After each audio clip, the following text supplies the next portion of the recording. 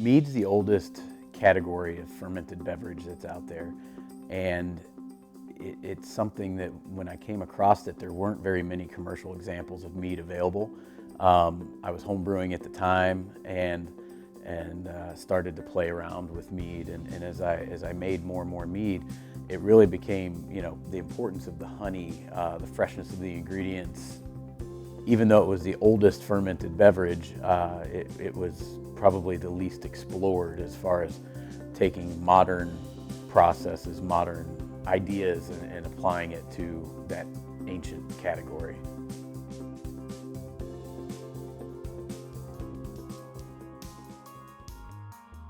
Mead at its root form is honey, water, and yeast. And the best way that I explain mead to folks is beer is fermented from malted grains, and wine is made from grapes, hard cider is made from apples, mead is made from honey.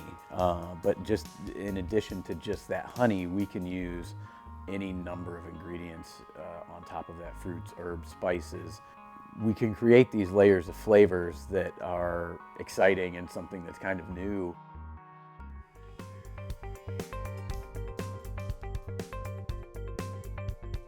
So the great thing about mead is that even though it's the oldest fermented beverage, it really has the least amount of rules associated with it. It's kind of an open front as far as what you should or shouldn't do.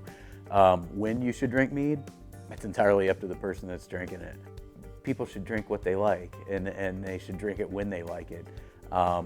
There's really no rules. Glassware, you can drink it out of a horn and go the more stereotypical route that some people do, or you can drink it out of a wine glass. We serve mead out of a snifter. We think it's more of the modern kind of way to serve it. But there's really it's however, it's up to the person that's drinking it, which is kind of cool.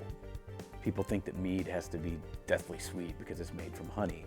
Well, that's not true. Mead can be dry, it can be sweet, it can be anywhere in between, right?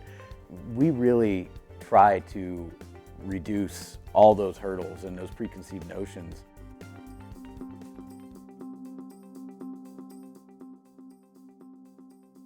For us here at Crafted, we're really trying to embrace the range of the category. And again, our goal is to try to get as many people as we can to try mead. Our mission, kind of who we are, it's modern mead made for everyone. And so I think it's important with this category that's kind of dusting itself off out of the dark ages, so to speak, that we don't draw any lines around who it's this or it's that. It's really a broadly appealing beverage. Definitely appeals to craft beer drinkers, and wine drinkers are along for the ride, and spirits drinkers, hey, come join the party, right?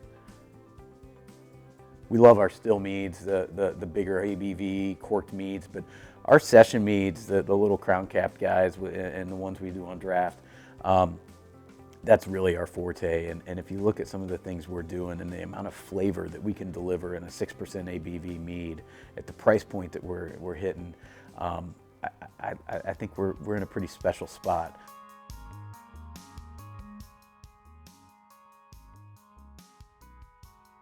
We have to understand that mead is probably the most misunderstood craft beverage category that there is, even though it's the oldest, right? And so it's education and making sure that people understand that just because they may have had this mead that they didn't care for, that there's another one out there that they might like, and it might not be what they think it is. It's not that stereotypical, Viking grog. It can be so much more.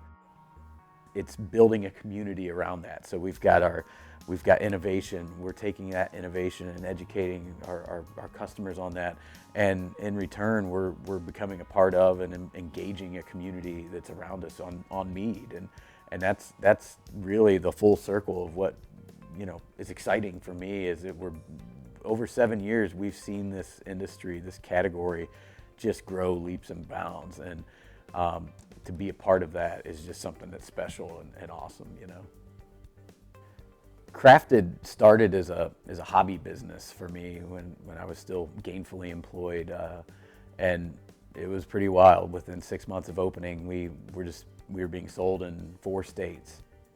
It's been a wild ride to see how things have changed and how we've grown and adapted as mead, and the category itself has grown. And you know, to know that our mead's being served and, you know, up and down the Eastern Seaboard, and something for me that started as just a small hobby business, but it's still very much a family business.